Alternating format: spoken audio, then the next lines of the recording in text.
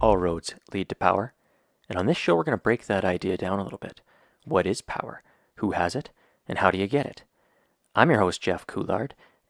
Welcome to the show. It's a realization that power without love is reckless and abusive, and that love without power is sentimental and anemic. Because the so-called real world of men and money and power hums merrily along on the fuel of fear and anger and frustration and craving and the worship of self. The really important kind of freedom involves attention and awareness and discipline. If people don't learn power, people don't wake up. And if they don't wake up, they get left out.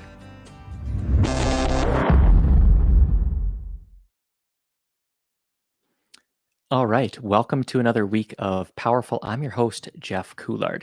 And tonight I'm really excited about the guest we have because, well, it's my father for one thing, but it's also an award-winning writer and storyteller and leadership coach and consultant, Dana Couillard. So yes, he's my dad, but he's also not here just because of that. He's here because he's got some really insightful things to say about teams, and he's been at this for a few decades longer than I have. And so I'm really excited to introduce you to him, and we're gonna have a great conversation about employee engagement and Lifeworth and all kinds of interesting things. So thank you for joining us. And as always, if you have any questions or comments that you want to put into the chat, we're happy to answer questions as we go, and would love to hear your comments, what's resonating with you. And so without further ado, welcome to the show, Dad. Welcome. Thanks for being here. Thanks for the welcome. Well, thanks for joining me. Looks like the old fart and the young buck are riding again. Well, I was going to make a joke about teaching an old dog new tricks. I don't know if this is your first live stream interview. It is, absolutely. Stream to Facebook. So yeah, thank you for joining me.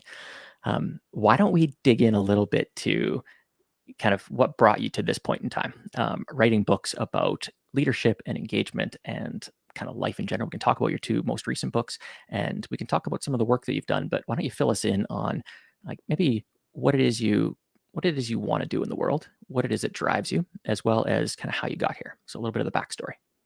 Sure. One of the things that drives me the most, I think, is helping people learn different ways to think and perceive the world for more meaningful lives. So I was working with a study group over the weekend, and I looked back to a journal that I had in 1996. It was a course I took with Stephen Covey's 7 Habits of Highly Effective People. And in that point in 96, one of the things that I listed to drive me was kind of a bit of a alliteration. It was a pebble dropper of positive perception. And I'm going, where did that come from? But 23 years later, I'm still kind of focused on helping people understand different ways of thinking in their lives, different ways of perceiving, and just moving forward from there. The journey started probably for me in writing books. The first book that I wrote with my brother Hal, and it was kind of on a whim. He had brought some stuff to the study group. It's a financial advisor study group, and he brought a little short ditty that he wrote. And after we were having a couple of drinks, and I said, you know what, that looks like a book. And so we tackled the first book together, which was a tremendous amount of fun. It took us a little over a year and a half to get it done because we were cramming it into just our normal busy lives. But overall, it was a lot of fun. That book was won an award in the United States for the Axiom Business Awards. So that was kind of an unexpected surprise. We applied twice and finally got into it, which was good. But the book that I just finished writing, the Three Legged Stool, grew out of my awareness and my learning for the mental health journey that I've been through. And I started off when I was probably about 10 years ago or 12 years ago in my consulting business. I walked into the Canadian Mental Health Association to have a sit down with their executive director. It was a great lady by the name of Lois Barassa. And I told her that I had a story to tell and that I would like to be able to find a way to tell that story to other people, particularly men. And that story was about my own journey with mild depression and anxiety over the last 20 years. And so for 2 years, we worked on and off on contracts. And we found it very difficult to bring the concepts of mental health into the workplace through the front door. It was just very difficult. It was a subject that people shied away from. I think they feared it. Mostly, I think, just didn't understand it.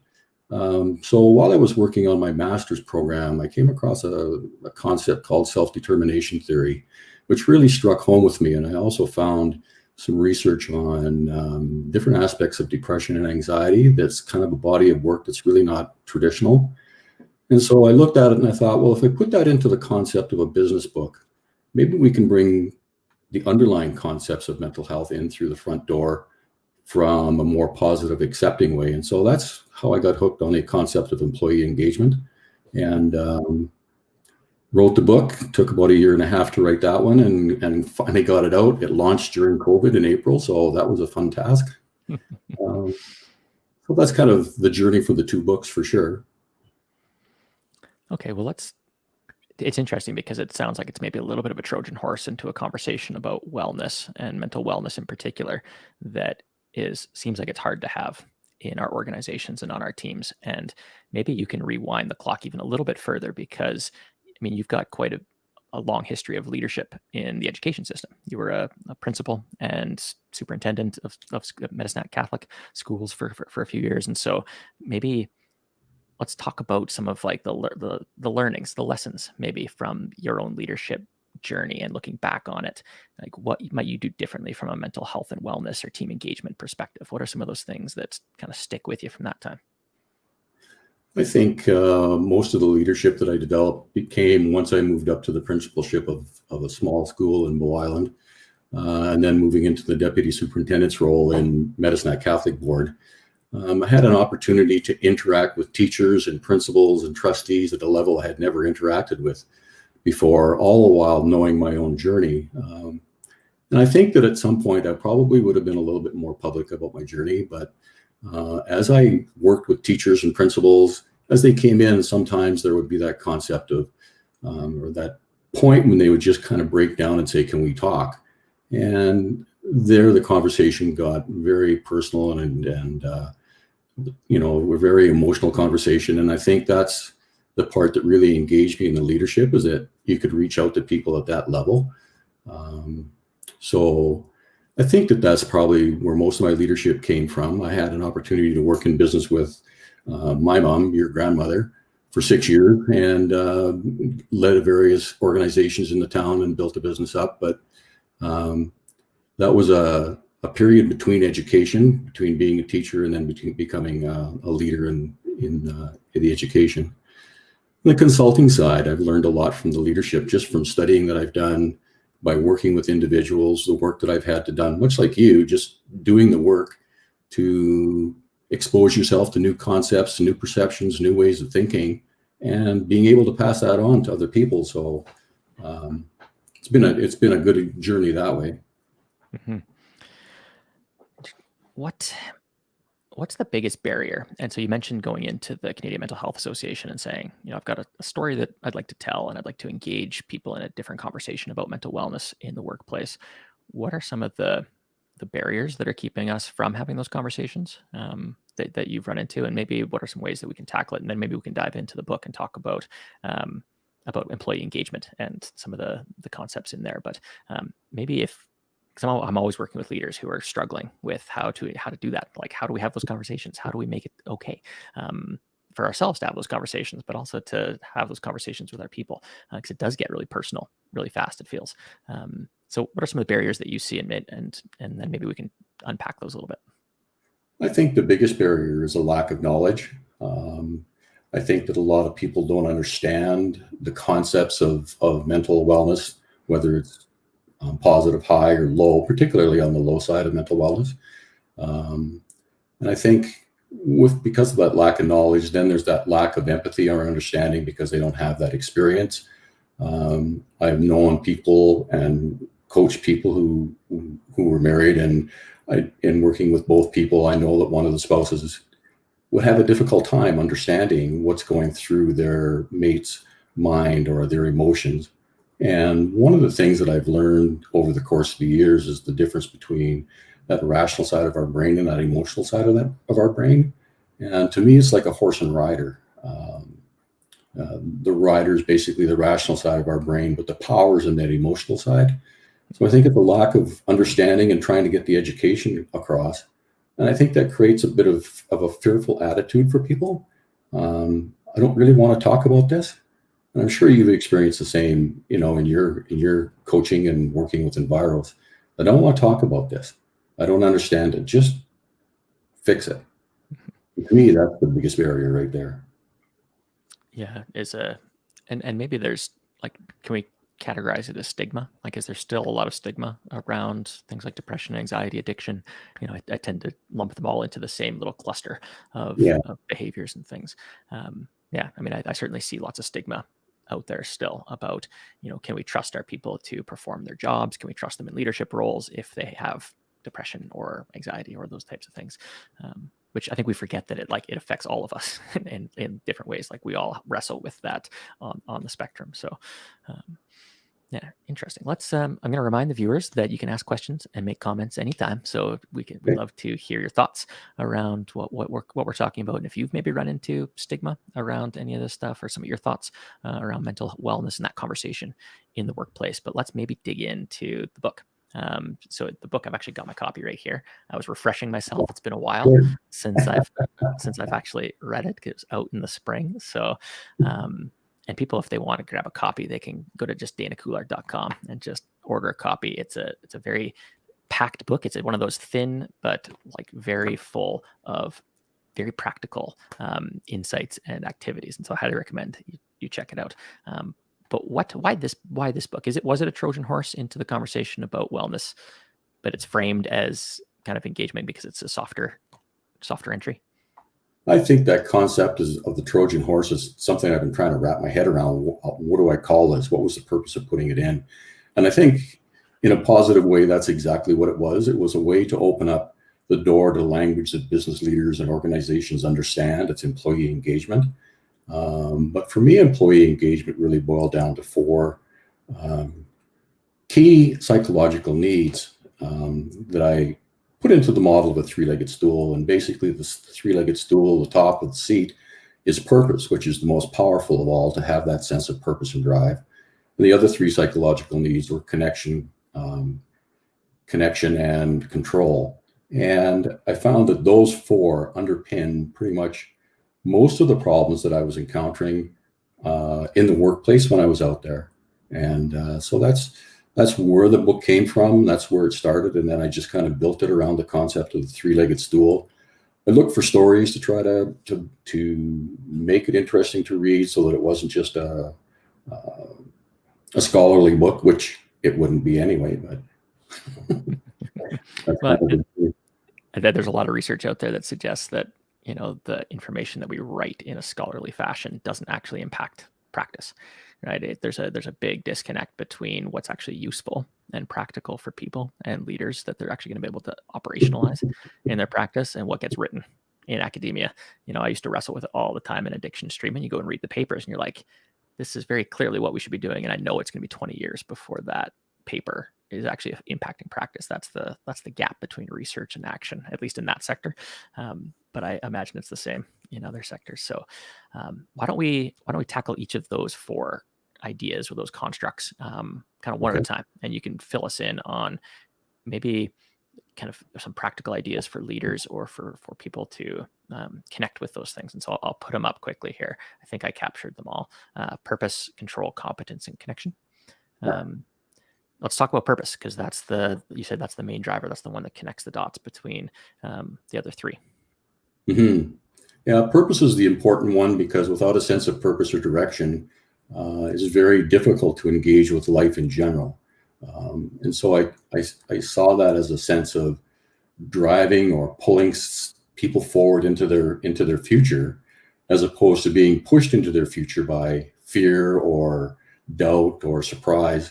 They could actually hook their wagon to something that was concrete and pull themselves into the future. Purpose is a sense of making a difference in other people's lives. It's a very external focused trait, just from my perspective. I mean, we all have things that we focus on internally, but for me, purpose is that external focus to helping other people, making a difference in other people's lives. And this concept of making meaningful lives for others. And I think that reward comes to us as a result of doing that for other people. So I find purpose is the overriding one that ties the three other legs together. If you have some sense of control or some sense of competence or a good handle on connections, still without that sense of where am I going into the future, what's pulling me from my heart, not my head, then they're just wobbly legs. They need to be tightened up with that sense of purpose. And how do you help people find purpose? And how do you connect people to purpose? And so you do a lot of coaching, you do a lot of organizational development work. And when you go into a workplace or a company or an organization that doesn't seem to have a strong sense of purpose, what are some of the first steps that you can take? Because I know, in my own life and in the lives of people I love and care about and work with, they can be a tricky thing to really grab onto and hold onto. And what's meaningful at one point in their life changes, or what's meaningful for a company owner or business owner when they start their business changes over time.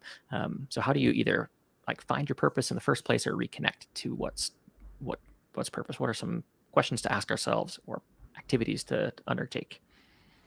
One of the first questions I ask people, if I'm working in that particular area of purpose, I ask them, besides making a profit, why does your company or your organization do what it does?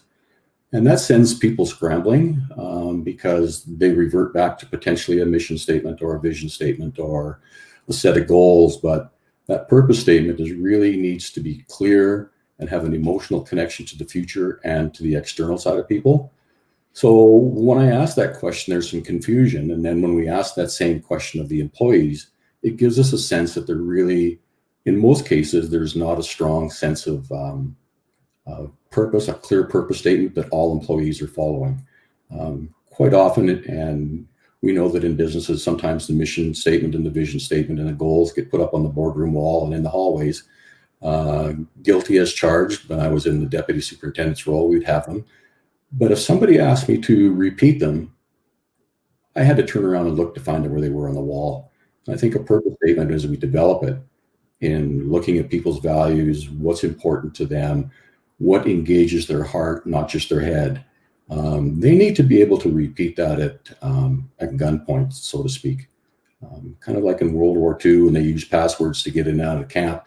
If you didn't know the password and the code to get in and out, you were liable to be shot. And I think that our purpose statement should be at the top tip of our fingers, and it's that filter for everything we do all day. So it takes teamwork to build that purpose statement and listening to your team, finding out what their values are, finding out what their talents and their strengths are, and gathering that and finding out where their purposes are and trying to come up with a concrete purpose statement for the company. And that's a very difficult task. And sometimes it takes 6 months to a year to refine after it's been established.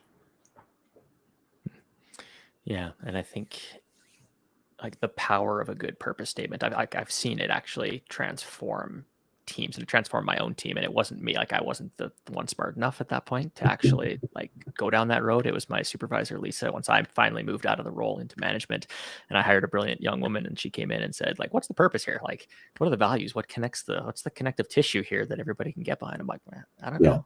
We're all here to help people. I'm just I'm not good enough. And so I can actually trace back to a point in time, a half-day workshop with the team where she sat down and she walked us through some purpose exercises, and we came out the other side of that with some very clear defining purpose statements that lived for years and still live in a lot of the people that came through that program. So I've seen the transformative power of that, and so I absolutely agree that whatever you call it, I think there's purpose, there's the why. I mean, Simon Sinek would talk about your why.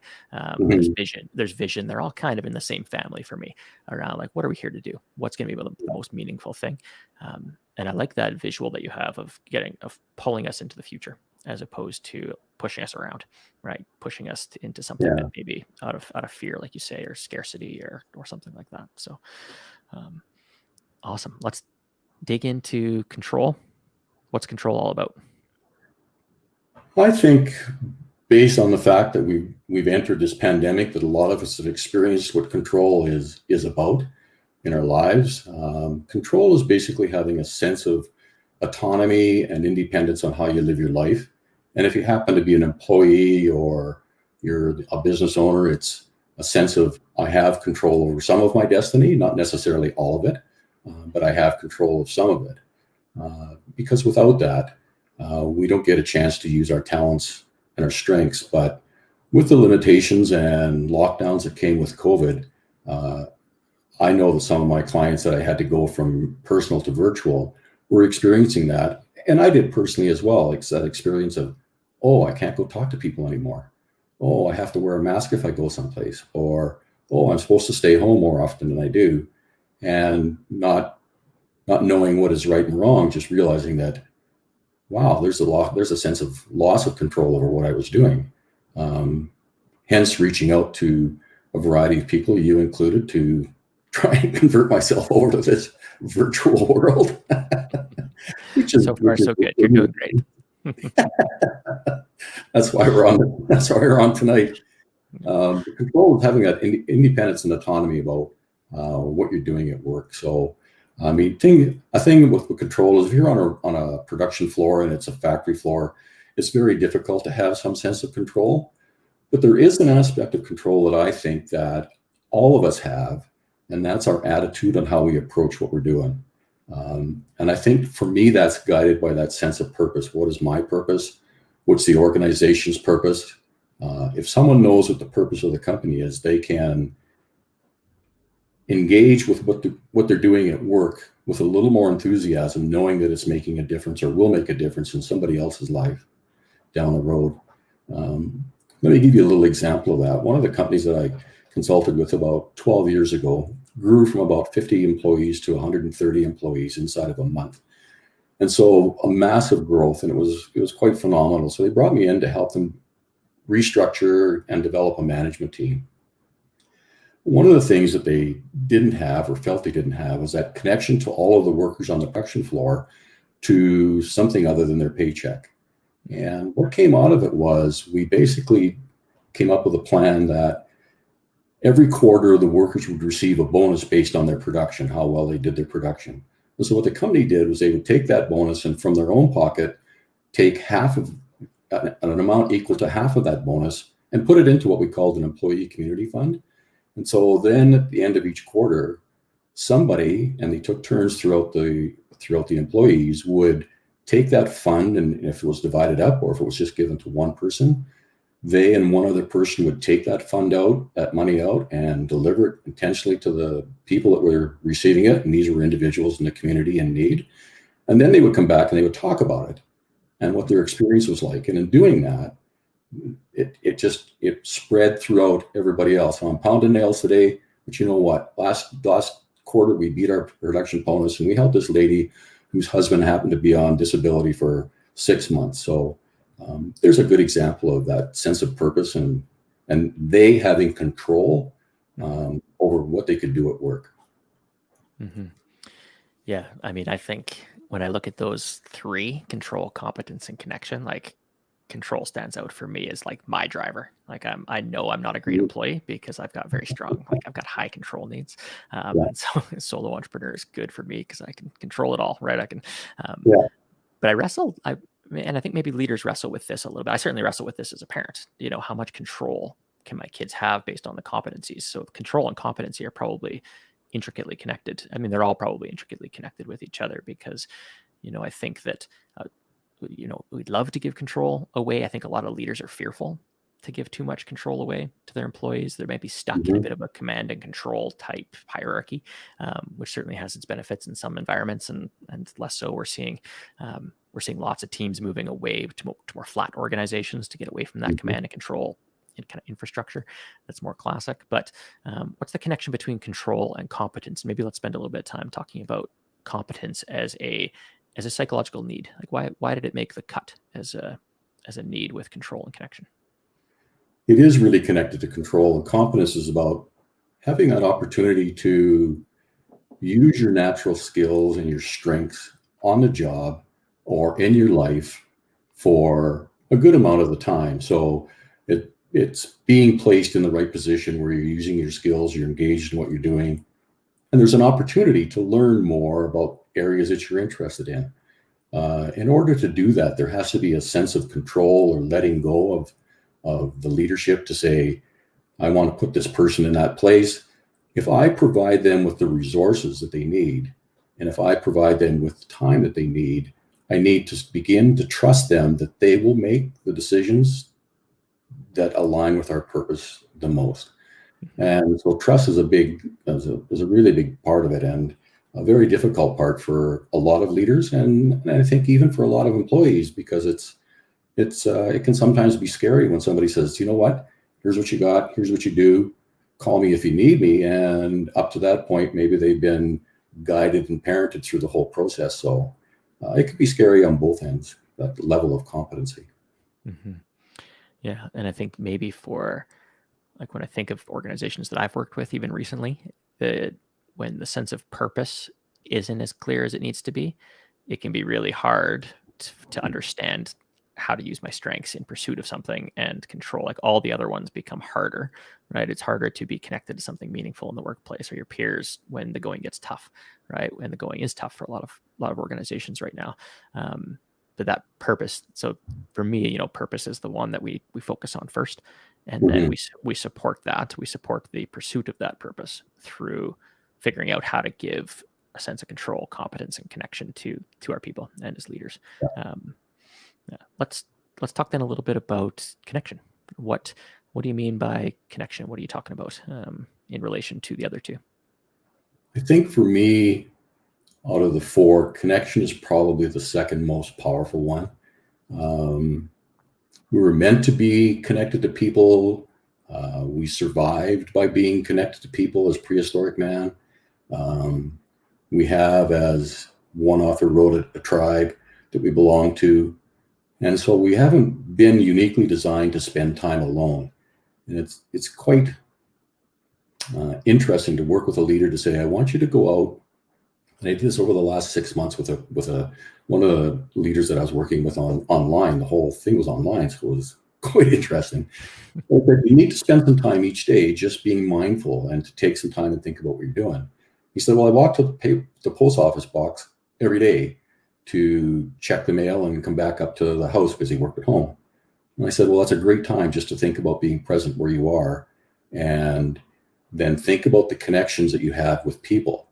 And people were really important in his job as well. We need the support of other people, I think, to be able to use as a sounding board, to be able to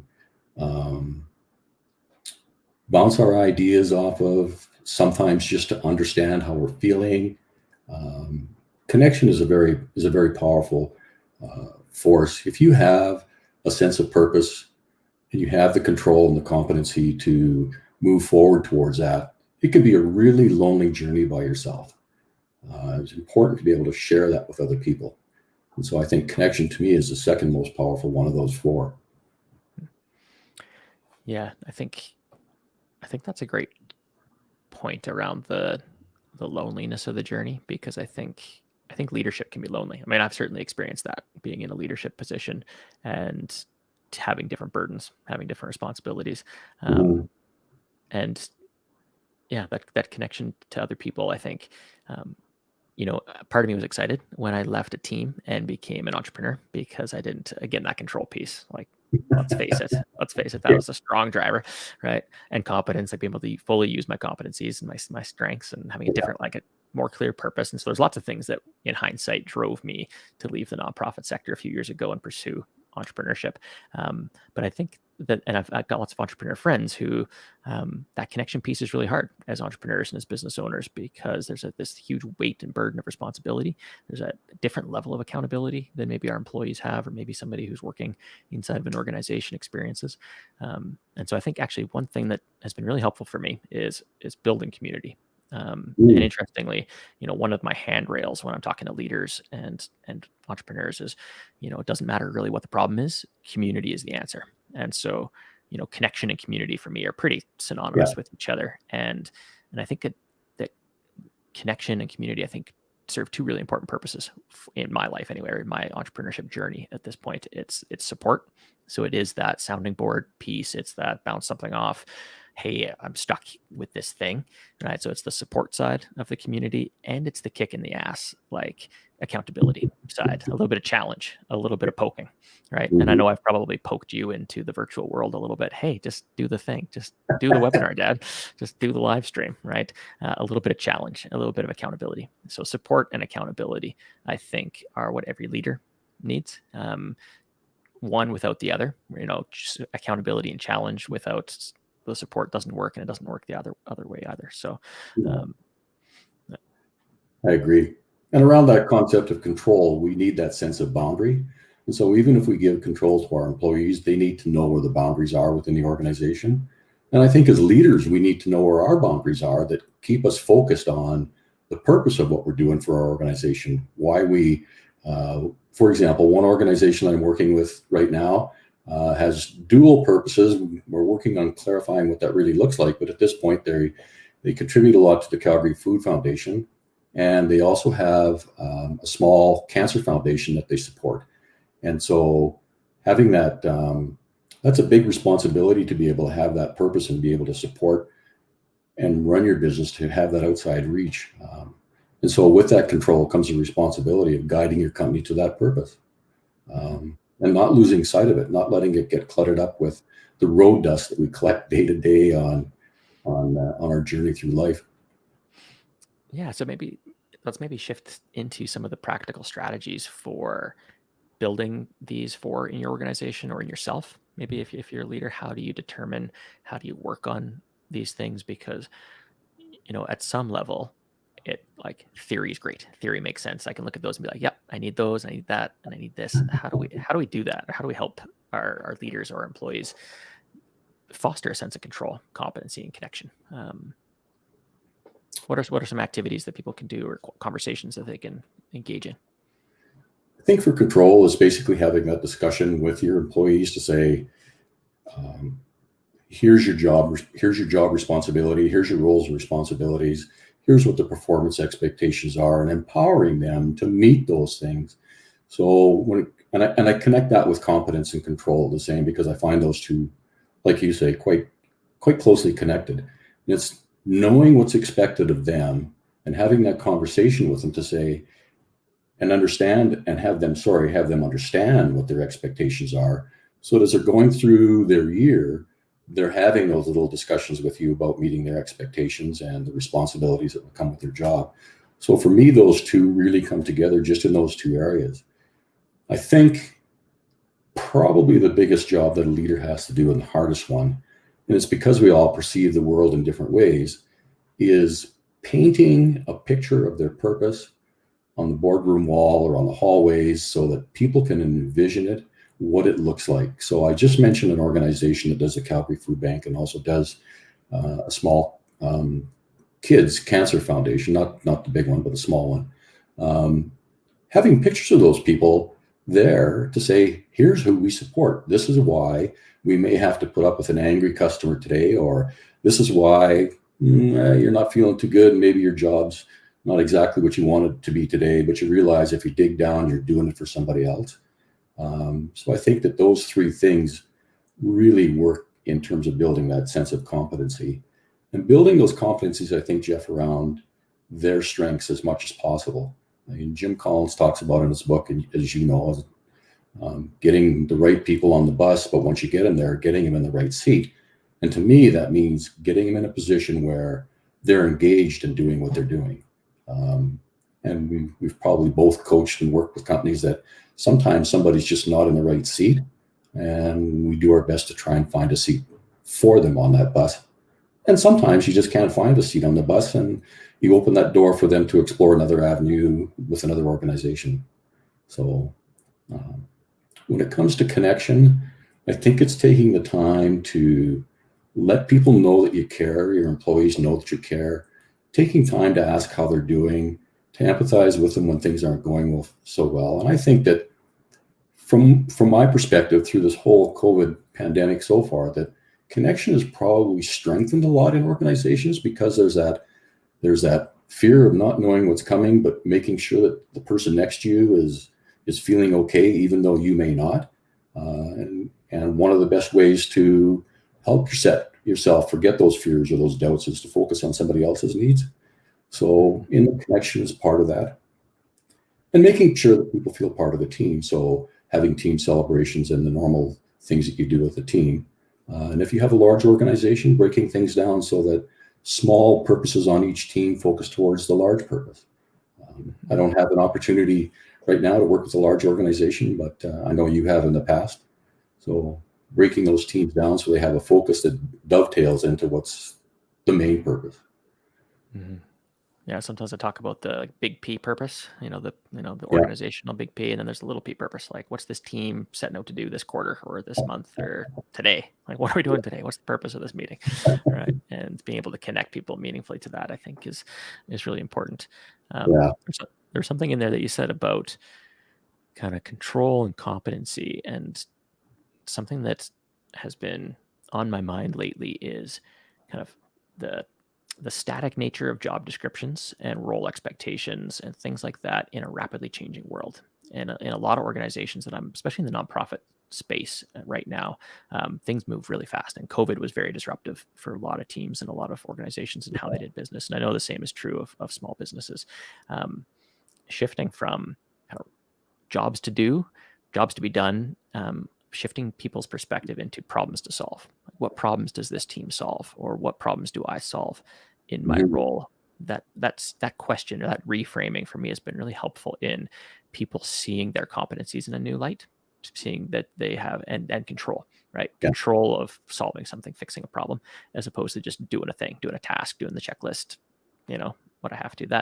That shift, I think, has been it's been interesting to watch actually some teams kind of engage differently, or people engage differently when you frame it as like, what problem do you solve? And like, I don't know. What problems are there? And then we go down that track of, and maybe that purpose to being useful, right? I think everybody has that desire to have an impact and be useful outside of themselves. And so maybe that's just actually connected back to purpose for people.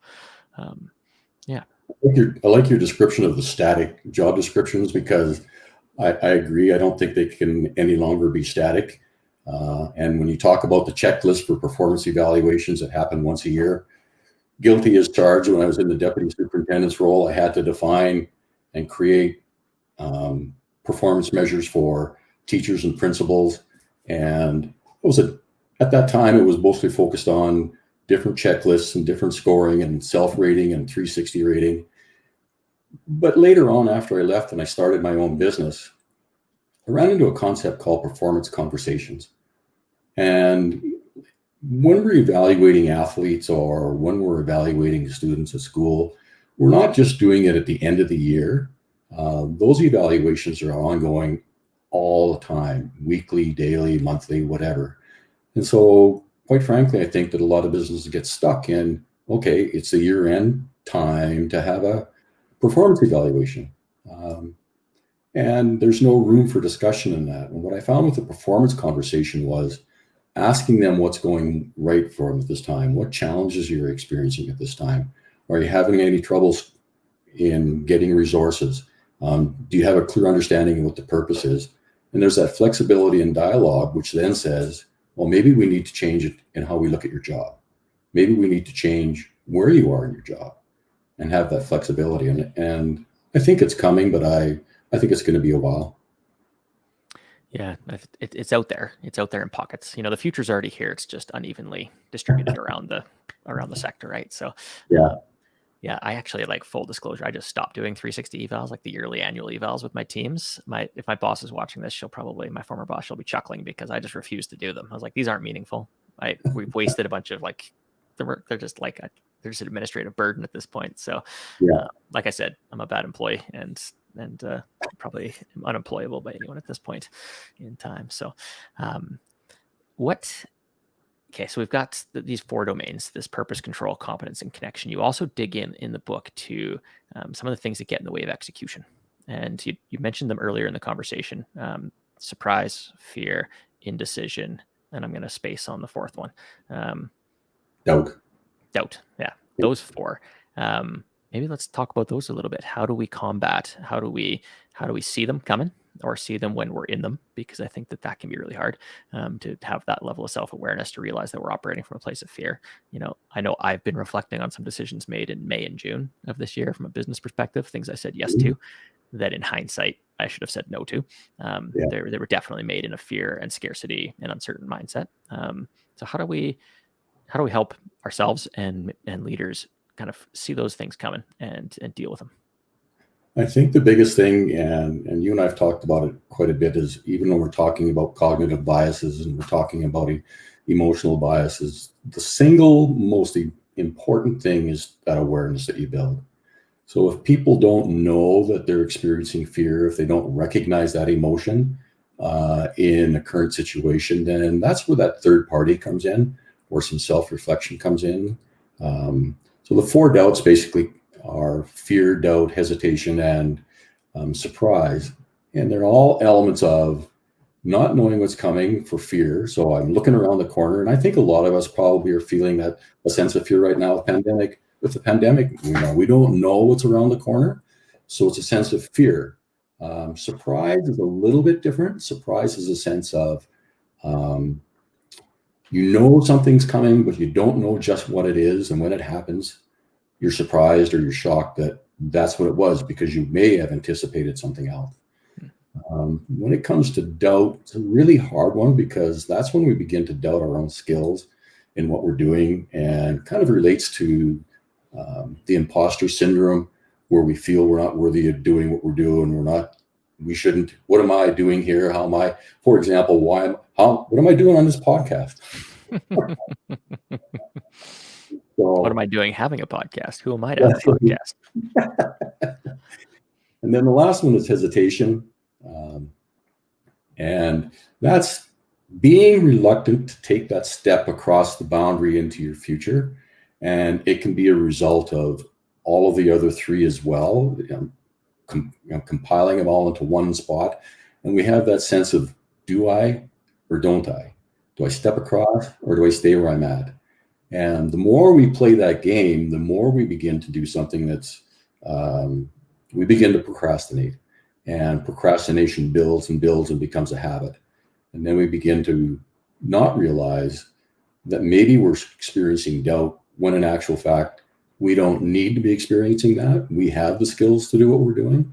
We have the experience to do what we're doing.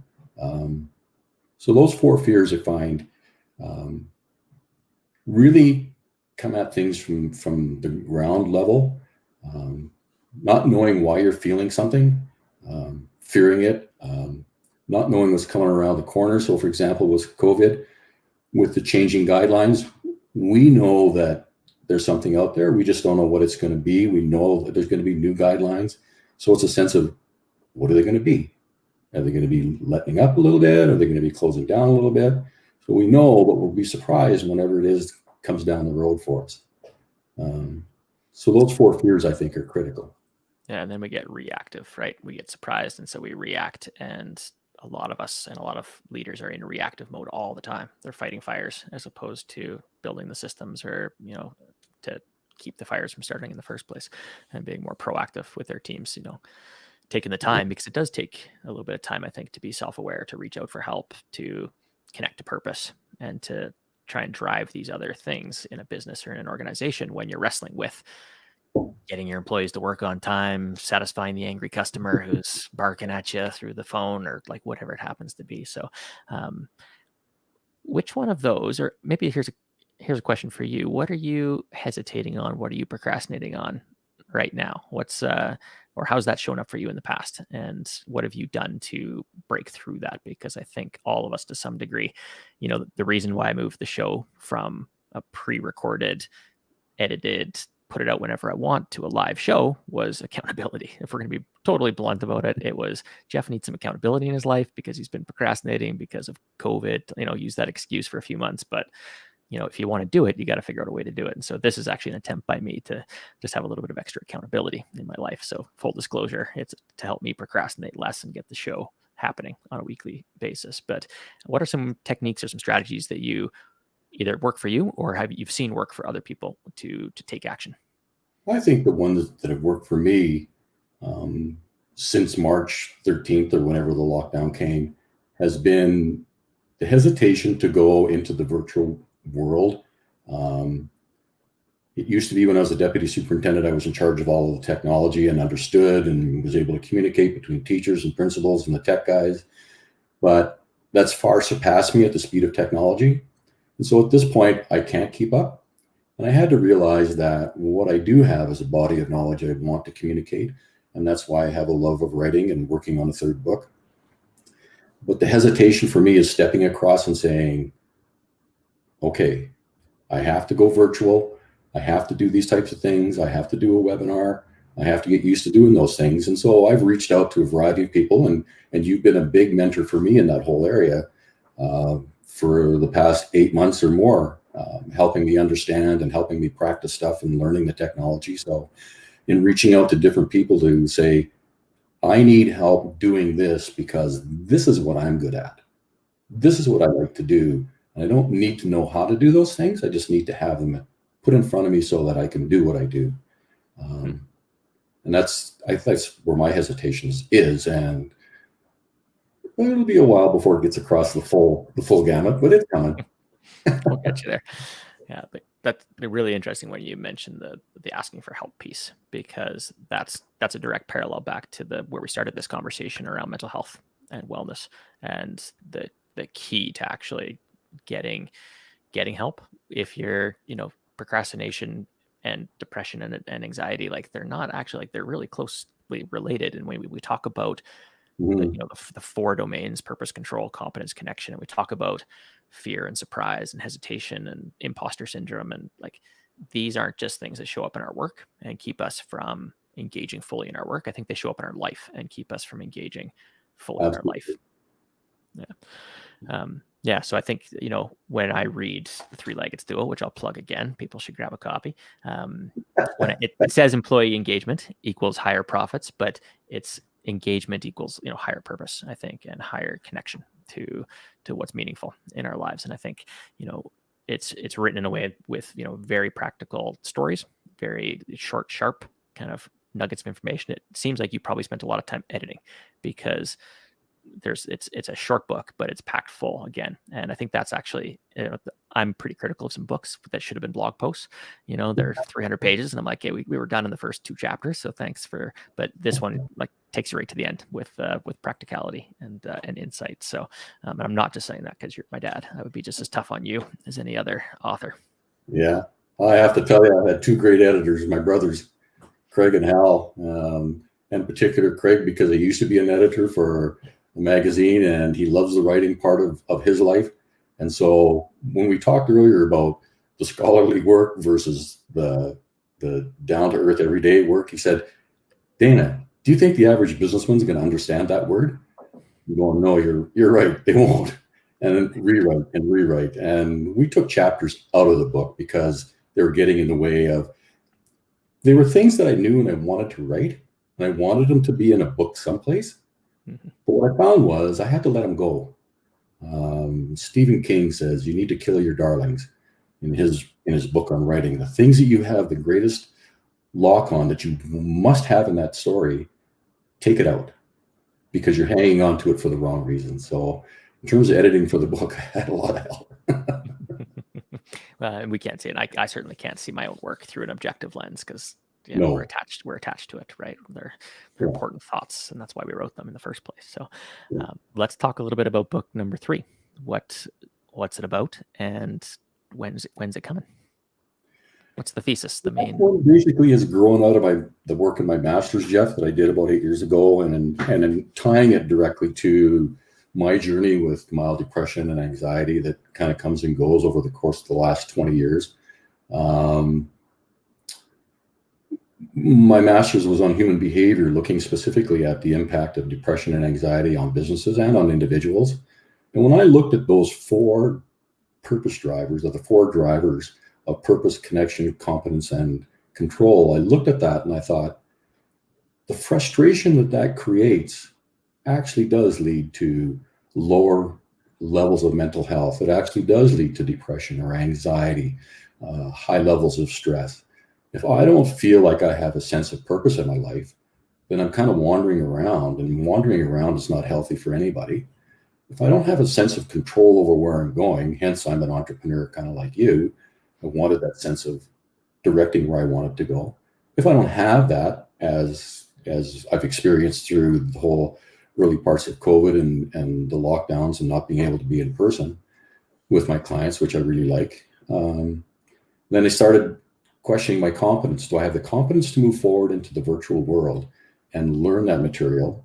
And the last part was that connection. Sometimes when we feel high levels of stress, we begin to withdraw into ourselves and we don't feel like we're understood. We don't feel like we can ask for support. And that's something that comes from awareness and talking to others, as I'm preaching to the choir for sure on this one. So I believe that they are personal as much as they affect a business. And I think when you talk about the Trojan horse aspect of the book, I think that's a really good viewpoint on it, because it's my way of trying to get that information out and then talking to people at that other level.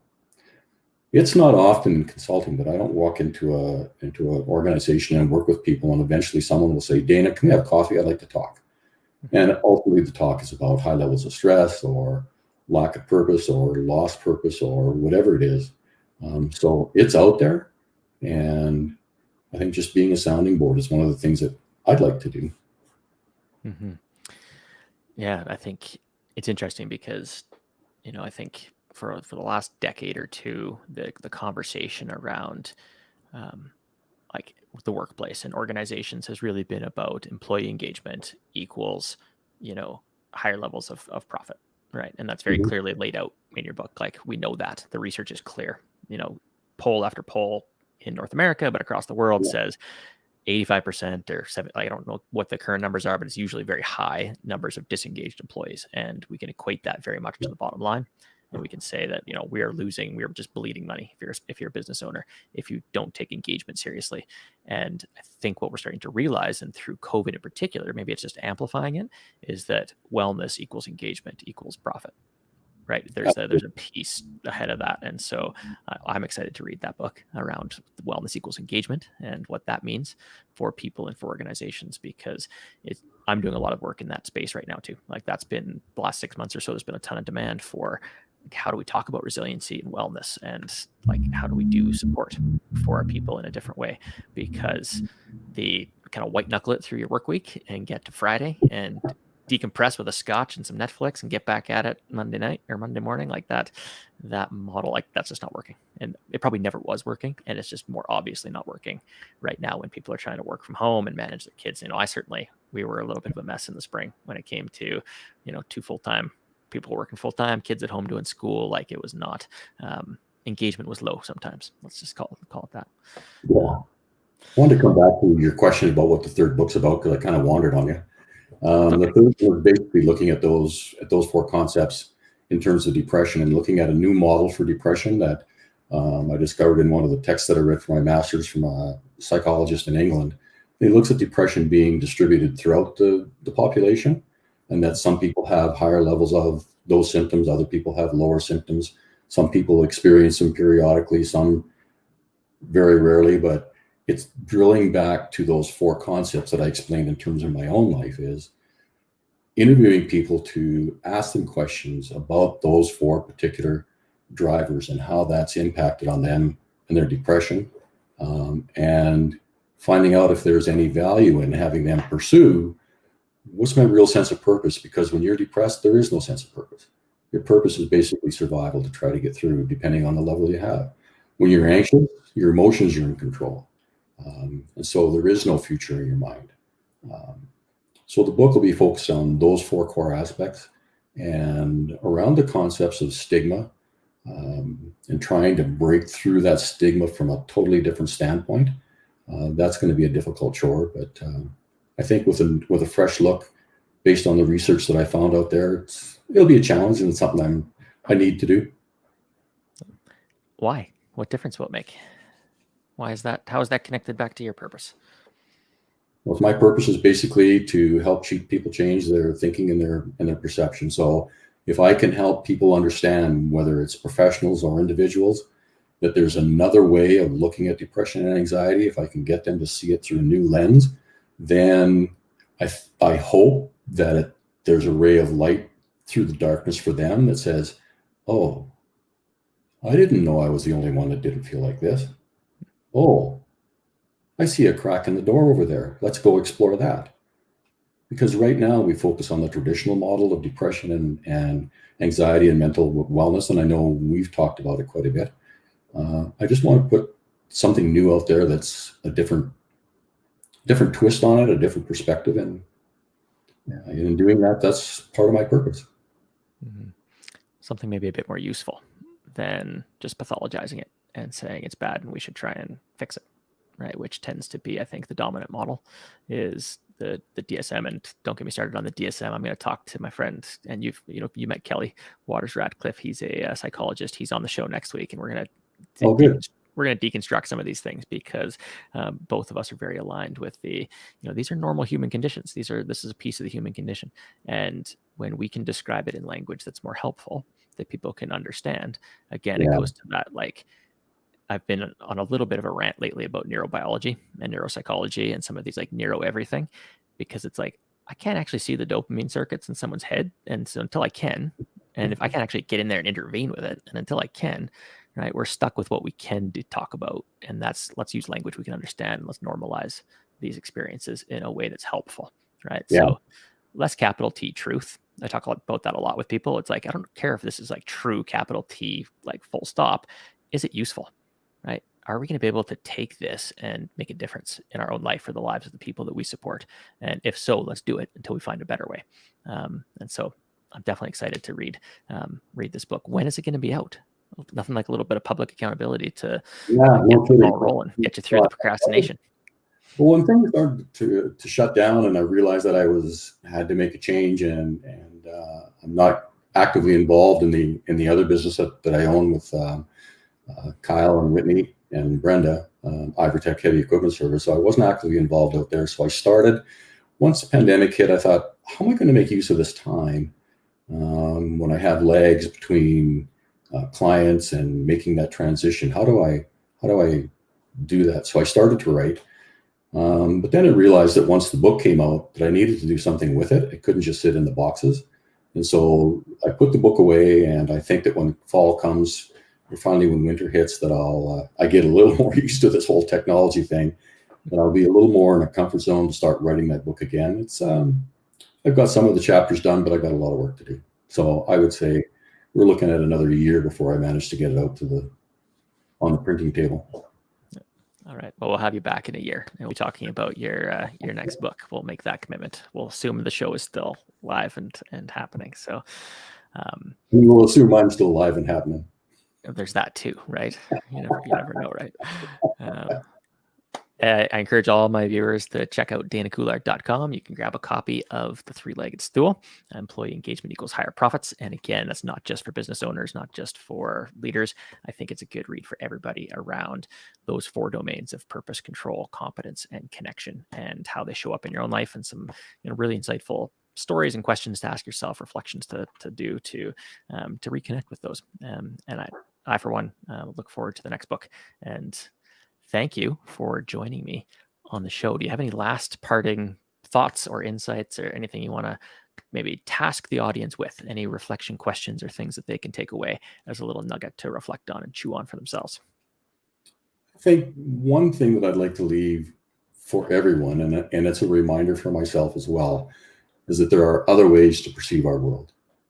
And we don't know what they are until we have an opportunity to reflect deeper on our world, or until someone from the outside points that to us and says, here's another way to think. So we can do it through our own learning and experience, or we can do it when someone else points us in that direction. But I think that awareness is a critical aspect to monitoring our progress and staying on purpose for our lives. So cultivating awareness, I think that's always timely advice. And especially now, as I notice myself eating more than I should and exercising less and staying up too late, like I've got lots of awareness, and hopefully it leads to some action in the near future.